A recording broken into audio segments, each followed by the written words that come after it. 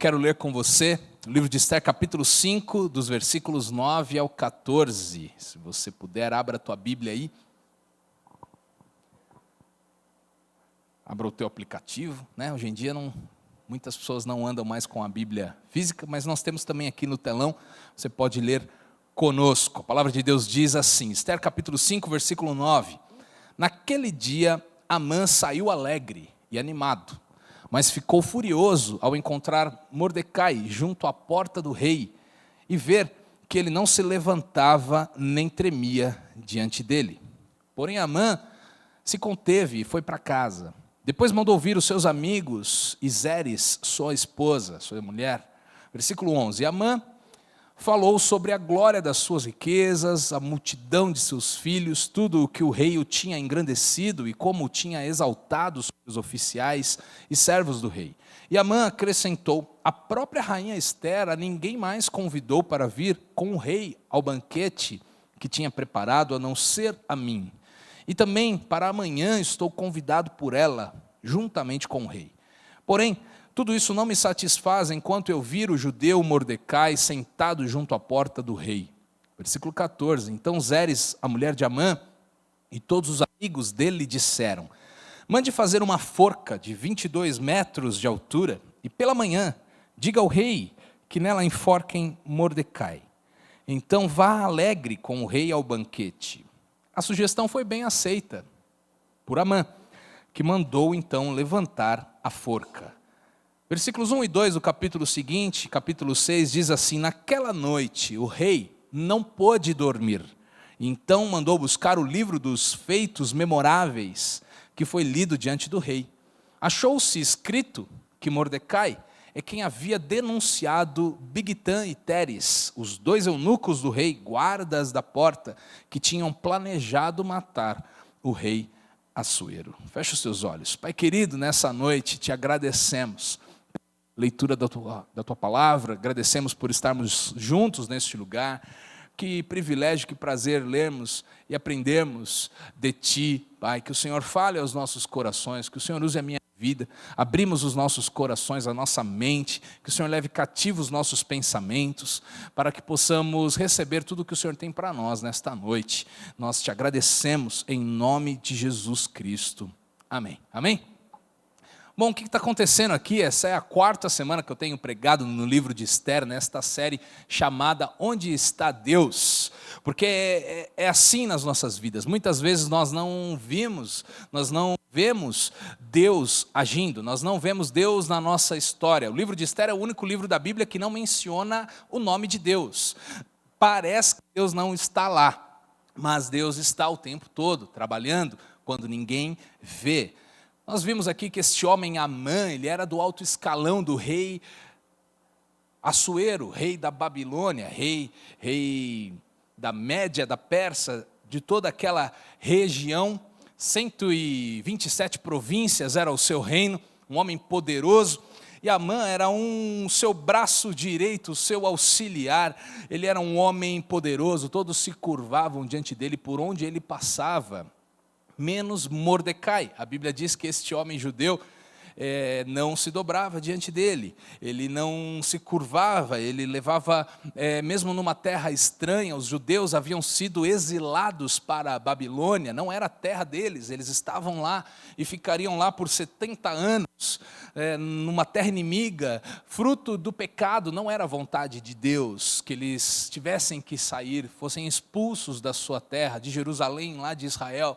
Mas isso acontece, porque a Babilônia os derrota por conta do pecado do povo, e eles ficam lá então exilados por um tempo, lá, vivendo lá, morando lá na Babilônia, e Mordecai preservava os princípios de Deus, ele não se dobrava, não se curvava diante de ninguém, a não ser de Deus, e isso deixou aquele homem Amã furioso, ele decidiu perseguir os judeus, ele decidiu que não apenas Mordecai seria perseguido, mas todos os judeus, todo o seu povo, todo o povo que ele representava, e tanto que esse homem Amã vai ao rei Assuero, e pergunta para ele, pede para ele autorização para fazer um decreto em nome do rei, para então matar os judeus daquela nação. Ele diz: esse povo está crescendo, eles não respeitam as nossas leis, eles não valorizam a cultura aqui da Babilônia, eles precisam ser exterminados. E o rei falou assim: está aqui o meu anel, faça com ele o que você achar melhor. E aquele homem Amã faz um decreto para que os judeus sejam mortos, para que os judeus sejam perseguidos. Que situação, já estavam fora de sua terra, já estavam convivendo com um povo estranho, inimigo do povo de Deus, com costumes pagãos, com valores deturpados em relação aos valores de Deus. Eles estavam lá numa terra estranha, e agora, além de estarem numa terra estranha, estão sendo perseguidos, estão sendo ameaçados. Um decreto de morte é assinado contra a vida deles. Mas então a Bíblia diz que Mordecai, e nós vimos isso semana passada, ele apregoa um jejum, ele fala com o seu povo, ele diz: vamos orar, vamos buscar a Deus, Deus vai dar uma resposta, vamos orar. E ele mesmo se veste de panos de saco, e naquela época isso representava humilhação diante de Deus, revolta, indignação, pedido de socorro. Ele coloca cinzas sobre a sua cabeça, ele se veste com panos de saco, ele não come, ele fica lá na porta do palácio do rei, e ele clama aos seus irmãos para também jejuarem e também orarem, e também se vestirem de panos de saco e de cinza. Isso me faz perceber também que sobre as nossas vidas muitas vezes isso acontece. O inimigo se levanta quantas vezes, de tantas formas. Decretos, talvez não de morte, mas decretos contra as nossas vidas muitas vezes são assinados, se levantam, situações gritam, notícias querem nos mostrar, as pessoas querem nos dizer, situações ao nosso redor gritando e dizendo que será o nosso fim, que não haverá saída, que não haverá resposta. É desse jeito, se conforme, não tem como mudar, é assim mesmo, isso vai acabar desse jeito. Quantas vezes situações se levantam contra as nossas vidas, você está me entendendo? Mas deixa eu te falar uma coisa: a última palavra na vida dos judeus não vinha de Amã, a última palavra vinha de Deus, e assim é sobre as nossas vidas também. A última palavra sobre a tua história, a minha história, quem dá é o Senhor. Quando Deus falar que é o teu fim, aí sim, mas enquanto Deus não falar que acabou a tua história, ela não acabou. Podem se levantar infernos, terras, inimigos, demônios contra a tua vida, contra a minha vida, nós ficaremos firmes, porque Deus há de lutar por nós. Essa é a história do livro de Esther. Parece que Deus não está lá, parece que eles estão tão longe da terra, né, que Deus deu a eles, tão longe dos projetos, dos planos de Deus. Parece que Deus está quieto, mas nós vemos que Deus está cuidando do seu povo, né? E assim como Mordecai levantou oração, levantou jejum, incentivou os seus amigos, incentivou o seu povo para também jejuarem e também consagrarem a sua vida, nós também temos armas que são armas espirituais, que muitas vezes nós esquecemos. A última coisa que nós fazemos é orar sobre alguma coisa nas nossas vidas. Nós recorremos a médicos, recorremos a advogados, recorremos a inúmeras situações, oportunidades, quando o calo aperta, quando uma notícia ruim vem, quando algo imprevisto acontece, a gente corre para todo lado, a gente chora para todo mundo, a gente liga para todos os amigos, e muitas vezes a última coisa que fazemos é orar.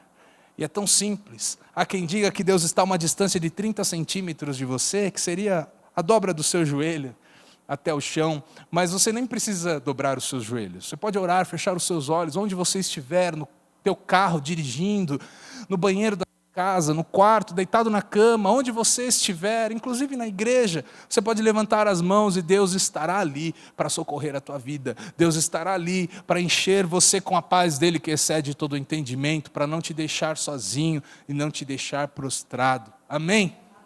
Esse é o nosso Deus. Se tem algo que nós podemos fazer, é isso. Podemos orar, podemos louvar, podemos usar as armas espirituais que Deus nos deu. O louvor é uma arma poderosa. Quantas vezes lá no Antigo Testamento a gente vê Deus dando uma estratégia ao seu povo no momento da guerra e dizendo: leve os levitas à frente, vão cantando na frente, vão fazendo barulho. 2 Crônicas, capítulo 20, o rei Josafá faz isso. Deus dá esta estratégia a ele e ele diz o seguinte: nessa batalha vocês não vão ter que guerrear. Enquanto eles cantavam, os músicos foram à frente. Deus, a Bíblia diz, coloca emboscadas no meio do inimigo. Um levanta contra o outro, um se estranha contra o outro, eles começam a se agredir, eles começam a se matar entre eles, e Deus dá vitória, porque não depende de nós, depende do poder de Deus, e Ele é todo poderoso. Amém? Nós servimos a um grande Deus, nós servimos a um Deus que controla e que governa todas as coisas. Mordecai faz isso, então, ele jejua, ele ora, e ele leva essa notícia trágica, esse decreto de morte, ele faz Esther saber do que estava acontecendo. Rainha Esther, que era também sua prima, que era também sua filha adotiva. Esther foi órfã de pai e mãe, e o seu primo Mordecai pega para criar, e ele a aconselha por toda a sua vida, ele a acompanha, tanto que ele fica lá no pátio do rei, justamente para saber da história de Esther, saber o que estava acontecendo com ela, mesmo ela sendo a rainha, esposa do rei, do homem mais poderoso da região, do rei Assuero. Ele estava lá perto, aconselhando, vendo como Esther estava, e ele leva para ela essa notícia, e ele dá um choque de realidade em Esther. Ele fala o seguinte: não pense você, que porque você mora no palácio e é a esposa do rei, que você vai se salvar. Você também é do nosso povo, você é judia, assim como eu sou judeu, você também é povo de Deus, e se você se calar, Deus vai levantar o livramento por outro lugar, mas você e a sua casa perecerão. E aí ele faz uma pergunta maravilhosa, que talvez seja o versículo mais impactante do livro de Esther, e ele diz o seguinte: quem sabe não foi para um momento como esse que Deus te levantou? Quem sabe não foi para um momento desse da nossa história que Deus te colocou neste lugar que você está, que Deus te deu esta influência de rainha, que você está assentada ao lado do homem que pode decidir, e que pode mandar matar, e que pode mandar soltar, e que pode mandar prender.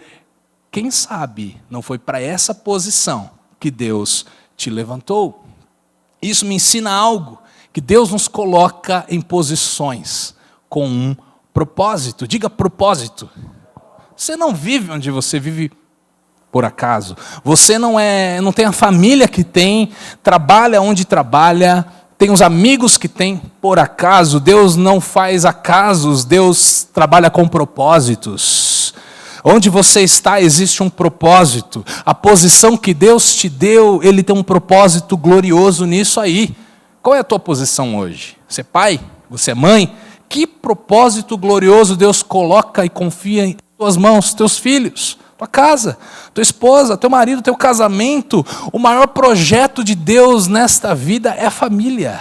É a família. Deus, quando resolveu trazer o reino dos céus para o reino da terra, o que ele estabelece? Uma família. Adão e Eva, uma família. Deus não cria uma igreja, um pastor, coloca lá para pregar para as plantas, não. Deus faz uma família. Família é o projeto de Deus. Você não está nesta posição por acaso. Você é um empresário, você tem uma empresa, você tem funcionários ao teu dispor, você tem recursos ao teu dispor, você é um funcionário trabalhando para alguém numa empresa. Seja você um voluntário da igreja, você está nessa posição por um propósito. Diga amém. Amém? Você é um cristão. Antes de qualquer coisa, você é um cristão. Por um propósito. Propósito de ser embaixador do reino de Deus nessa terra. As pessoas começaram a chamar os cristãos de cristãos porque eles se pareciam com Cristo. É como se dissessem: esses aí são mini-cristos, são pequenos cristos andando no nosso meio. Por isso foram chamados de cristãos, seguidores, parecidos com Jesus. Esta é a nossa posição, com um propósito de influenciarmos a nossa geração para Deus. Amém? que você tem feito com a tua posição? Talvez você seja um atleta, lá na academia. Você conhece pessoas, você convive com pessoas praticando o esporte que você pratica, você tem amigos, você tem ali adversários no esporte, técnicos, treinadores, você está perto de gente por um propósito, de mostrar o amor de Deus. Tantas vezes até mesmo podemos pregar a palavra sem abrir a nossa boca, pregar com o nosso jeito de ser, pregar com o nosso sorriso, com o nosso carinho, nossa atenção, pregar com os valores da nossa vida, dizendo, gritando para as pessoas, mesmo sem falar nada, que existe um Deus maravilhoso, que governa a nossa vida, que nos dá uma casa, um lar feliz, que preenche o nosso coração de paz e de alegria. Amém? Glória a Deus, glória a Deus. Talvez você é um consultor, você preste serviços, eu não sei aonde Deus te pôs, você sabe. Eu sou pastor, e Deus me deu uma posição para um propósito, para influenciar as pessoas para Deus. Mas você, aonde você está, você também tem um propósito glorioso. Aleluia. Mas muitas vezes o melhor que nós fazemos é reclamar. O que tem de gente reclamona, não está escrito. Tudo que a gente faz, às vezes, de melhor é reclamar, porque estamos na posição que estamos. A gente sempre quer estar no próximo cargo. A gente reclama porque não fomos promovidos. A gente reclama porque não conseguimos abrir ainda a empresa que a gente queria e, por enquanto, ainda trabalhamos com outra pessoa. E um dia, quando eu tiver a minha empresa, eu vou ser feliz. Então, a gente reclama. A gente reclama porque os nossos filhos são pequenos, dão trabalho, a gente não dorme, tem gastos. Quando eles forem maiores, eu vou ser um pouco mais feliz. A gente reclama. Tudo o que a gente faz é reclamar, mas Deus nos colocou nesta posição. Deus te colocou no lugar que você está, com um propósito. Aproveite. Um dia Deus vai te colocar em outro lugar. E glória a Deus se nós crescermos, alcançarmos sonhos e tivermos novas experiências. Mas onde estamos hoje, Deus tem um propósito nisso. Pare de reclamar. Agradeça. Pergunte para Deus, qual é o propósito de eu estar aqui? Qual é o propósito de eu ter esse vizinho chato morando do meu lado? Tem que ter um propósito. Qual que é o propósito dessa sogra que Deus me deu? Estou brincando. Eu sempre pego no pé da sogra. Beijo, sogra, se estiver me assistindo. Qual que é o propósito? Tem pessoas que Deus põe na nossa vida para nos desafiar a sermos mais parecidos com Jesus, para nos abençoar de alguma forma, para melhorarmos. E tem gente que Deus coloca ao nosso redor para que nós possamos abençoar essas pessoas. Tudo tem um propósito. Não reclame. Reconheça o lugar que Deus te deu. Deus dá posições para um propósito. Foi assim que Ele fez na vida de Esther. Quem sabe não foi para um momento como esse que você está nessa posição. E era mesmo para isso que Deus havia colocado ela lá. Ela resolve dar 2 banquetes. E Esther, ela falou assim, então tá bom, orem por mim, porque eu vou lá entrar na presença do rei, e se ele não estender o cetro para mim, eu vou morrer. É muito perigoso, é muito arriscado. Se o rei estiver de mau humor, eu estou lascada. Mas eu vou entrar lá na presença do rei, e orem por mim. Se eu tiver que morrer, morrerei, mas eu irei. E aí ela encara o desafio da posição que ela está, e ela entra na presença do rei, e o rei faz o quê? Estende o cetro de ouro para ela, fica feliz com a presença dela, e Deus vai dando vitórias atrás de vitórias, pequenas vitórias após pequenas vitórias. E muitas vezes a gente acha que Deus vai fazer as coisas de uma vez na nossa vida, de uma hora para outra, e não, muitas vezes Deus faz de uma hora para outra, Ele é poderoso, mas muitas vezes não, muitas vezes Ele faz aos pouquinhos, Ele faz de pequenas vitórias em pequenas vitórias, passos após passos. Quem está me entendendo aqui? Então não despreze os pequenos começos, não despreze as pequenas vitórias, não despreze o pequeno mover de Deus na tua vida. De repente você olha lá para essa pessoa que Deus te deu para caminhar junto, teu marido, tua esposa. Talvez você olhe e pense, puxa, quantos defeitos essa pessoa tem? Às vezes os defeitos falam mais alto, mas se você reparar e ver quantas coisas ele e ela faz de bom, quantas coisas era de um jeito que eu não gostava e já melhorou, e já mudou. Pequenas vitórias, agradeça. Veja o agir de Deus, amém? Bom, Esther resolve dar então um banquete, ela pede ao rei, quando ele diz, me peça o que você quiser, até metade do meu reino eu te darei. E aí ela pede então, ela fala o seguinte, eu gostaria de preparar um banquete ao rei, para o rei e para Amã. E aí o rei diz, muito bom, vamos festejar, vamos ter um banquete. E Amã vai lá, e o rei também, e nesse banquete ela faz um segundo convite, ela diz, amanhã eu quero fazer um segundo banquete, e quero que vocês venham, o rei e Amã, e nesse banquete de amanhã, eu vou dizer o que eu quero pedir ao rei. E é esse momento da história que nós estamos lendo aqui.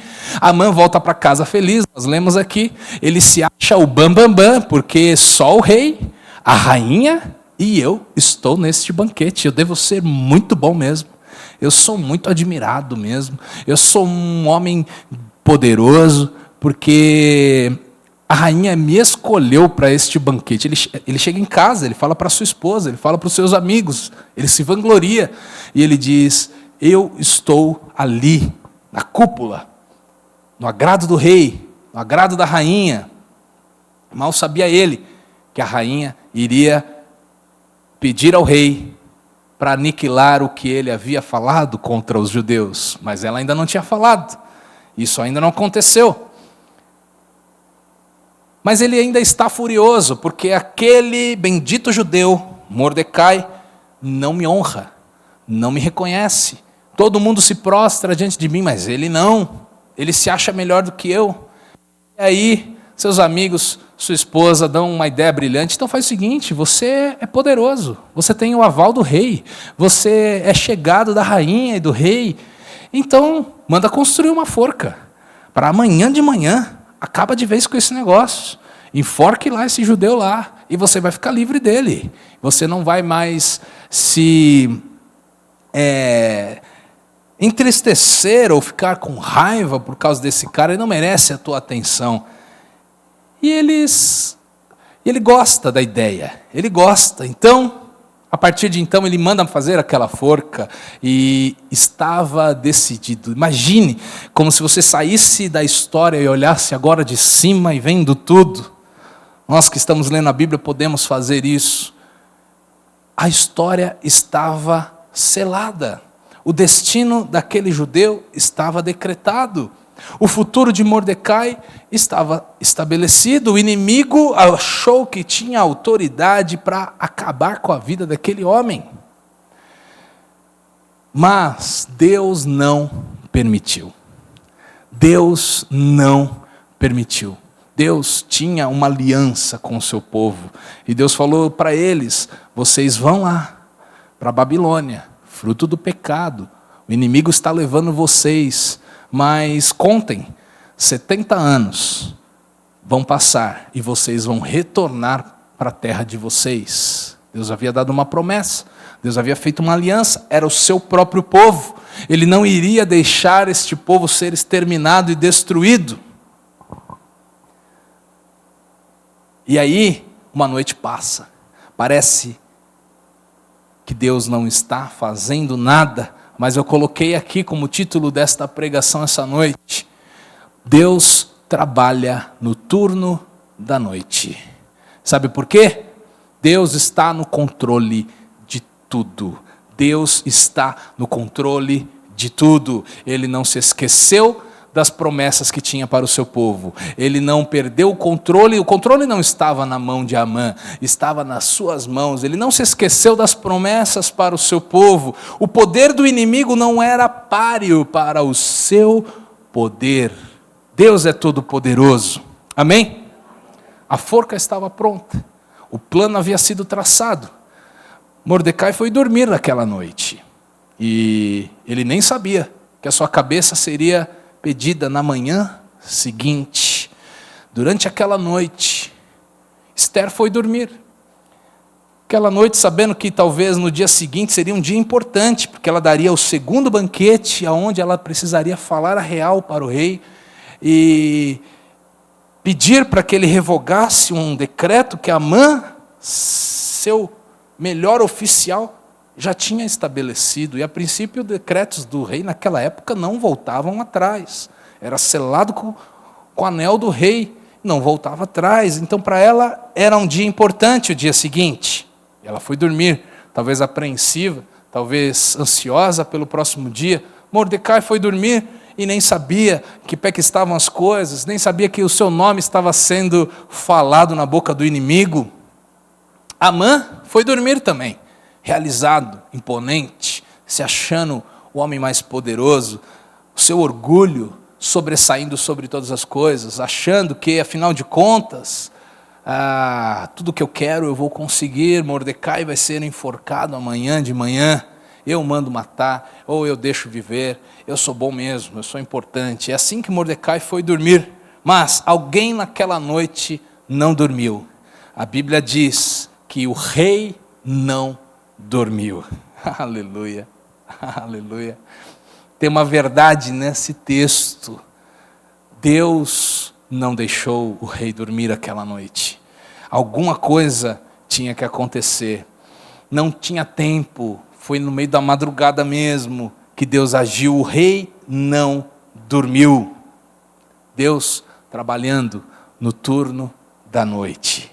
Tem um livro muito bom, o autor é Ron Mel, e ele se chama exatamente assim: Deus trabalha no turno da noite.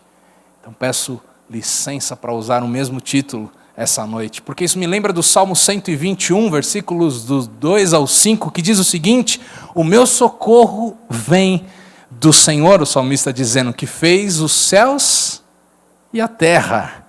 Salmo 121, ele não deixará os seus pés vacilarem, e não dormitará aquele que guarda vocês. Deus não dorme. É certo que não dormita, nem dorme o guarda de Israel.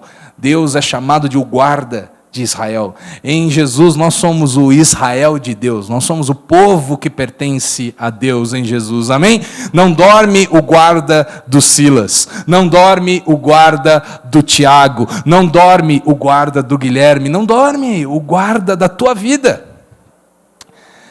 Ele diz aqui: o Senhor é quem guarda você. O Senhor é a sombra à sua direita. Deus está ali do teu lado, cuidando, guardando a tua vida e a minha vida. Amém? É isso que acontece.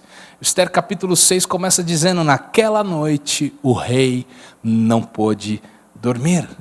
E aí o rei não conseguia pegar no sono. O que ele fez? Ele falou: mandem trazer os livros da história do nosso povo.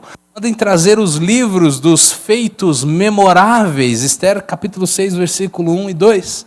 Mandem trazer os livros, porque eu estou sem sono, eu quero ler alguma coisa, leiam para mim. E lá no livro estava escrito que um tal de Mordecai, certa vez, salvou a vida do rei. Denunciou 2 eunucos que tramavam matar o rei Assuero.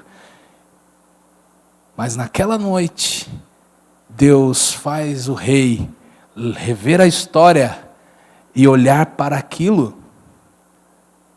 E o livro de Esther fala sobre isso, uns capítulos antes, capítulo 2, versículo 21, diz lá: naqueles dias, enquanto Mordecai estava sentado junto à porta do rei, 2 eunucos do rei, que se chamavam Bigtan e Teres, e eram do corpo da guarda, ficaram indignados e planejaram matar o rei Assuero.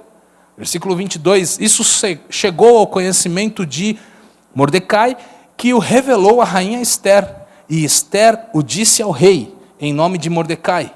Investigou-se o caso e era fato. Os 2 conspiradores foram pendurados numa forca. Foi isso escrito no livro das crônicas diante do rei. Aí lá na frente, anos depois, Esther capítulo 6, o rei relembra esta história, porque está lendo os livros das crônicas. Deixa eu te falar uma coisa. Nunca deixe de fazer o que é correto. Nunca deixe de fazer o que é certo diante de Deus. Mordecai não era ninguém. Ele podia ficar na dele. Vou arrumar encrenca para quê? Mas ele fala para Esther: diga ao rei, estão querendo matá-lo. Eles foram lá, verificaram e era verdade. E aqueles homens foram pegos antes de que eles pudessem fazer alguma coisa contra o rei. Mordecai fazendo o que era certo. E a Bíblia diz lá em Gálatas, capítulo 6, versículo 9, o apóstolo Paulo diz o seguinte: não nos cansemos de fazer o bem, porque no tempo certo colheremos, se não desanimarmos. Mordecai fez o que era certo, e agora o seu pescoço estava sendo pedido por Amã, e o rei nem sabia.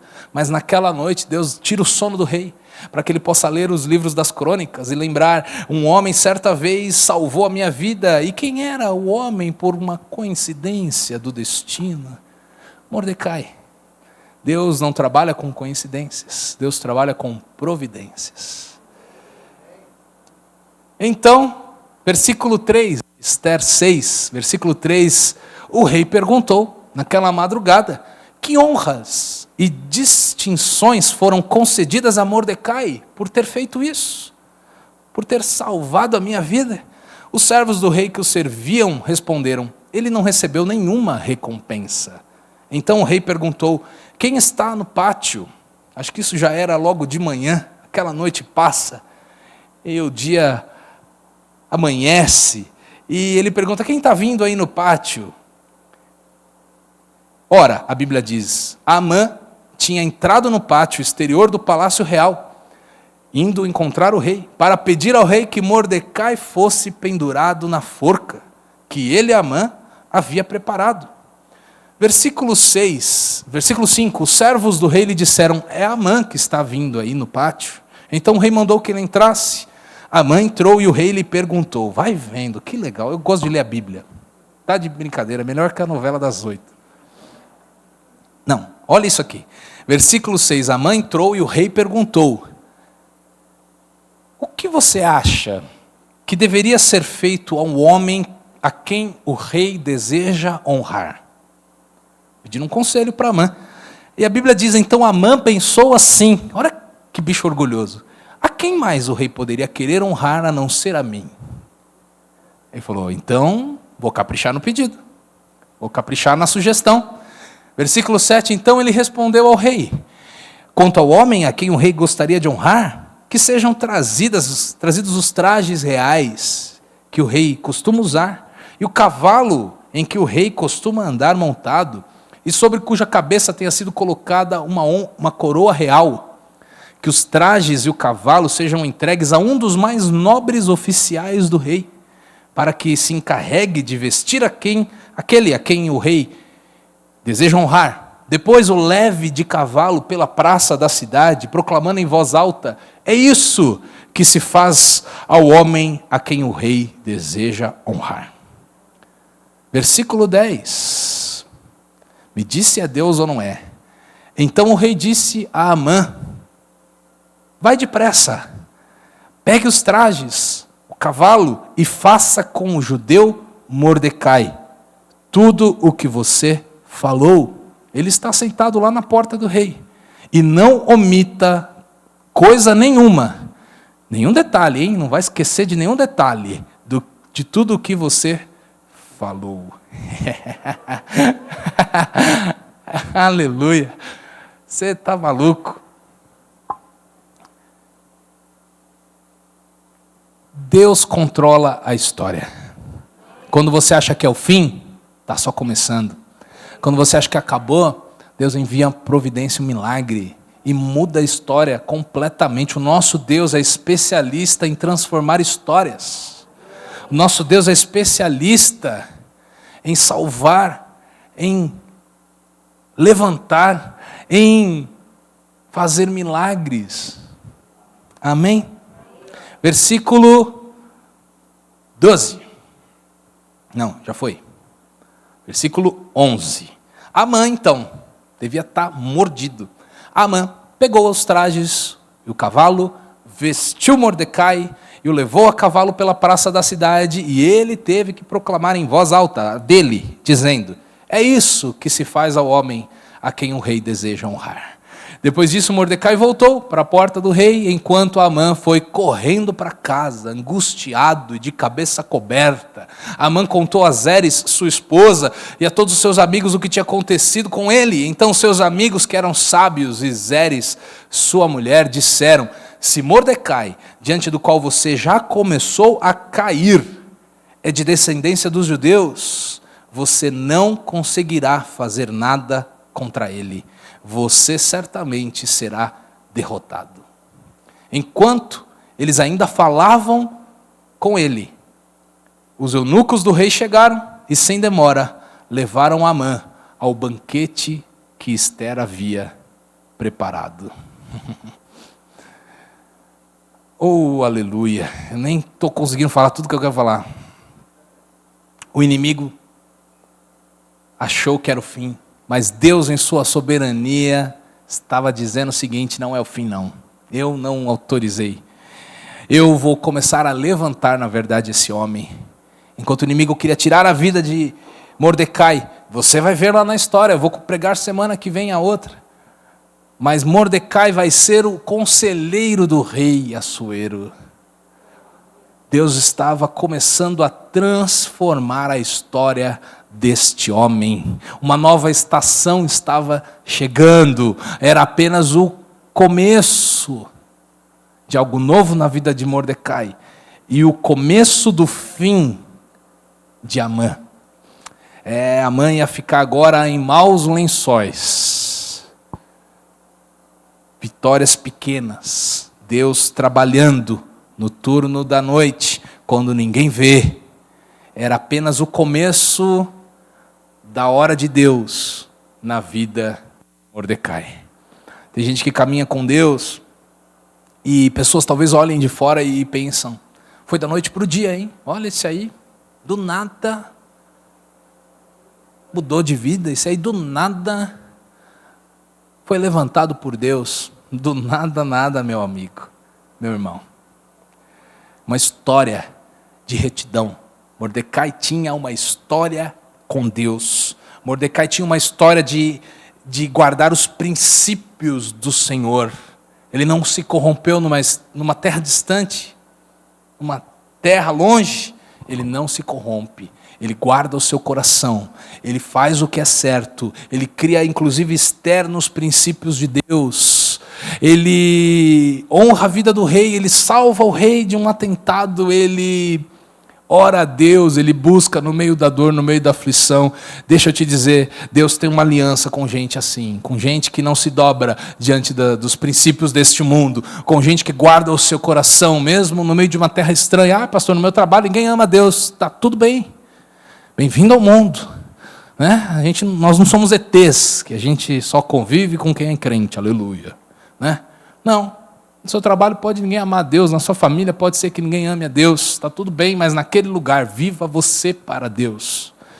Tenha você um coração guardado na palavra de Deus, uma aliança indobrável, irrevogável de Deus na tua vida.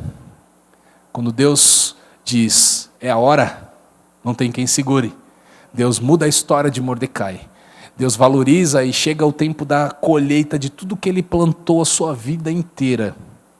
O inimigo achando que ia destruir. E a forca fica lá. Ele nem falou da forca. Não teve nem a oportunidade de falar da forca. Porque o rei já falou antes que queria honrar alguém. E Amã, que queria matar e perseguir Mordecai, Deus pega exatamente esse homem para levá-lo no cavalo real e para gritar com a sua própria voz: este homem aqui está sendo honrado pelo rei. Sabe por quê? Agindo Deus, o que a Bíblia diz? Quem impedirá? Quem impedirá? O nosso Deus é poderoso, o nosso Deus vence batalhas, o nosso Deus está à frente do inimigo. Quando Deus diz que vai te abençoar, meu irmão, não tem como a bênção não chegar atrás da tua vida. Deus sabe o teu endereço, sabe a tua conta bancária, conhece tudo de você. Tem gente que vive correndo atrás da bênção. Deixa eu te dizer uma coisa, quando Deus quer te abençoar, Ele te encontra. Ele encontrou Saul lá no meio das bagagens.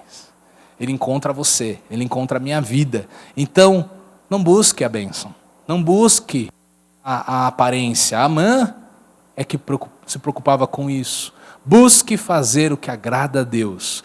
Busque ser correto diante de Deus. Lute com as armas espirituais. Lembre, Deus te deu uma posição por causa de um propósito. E Deus se encarrega do resto. Amém?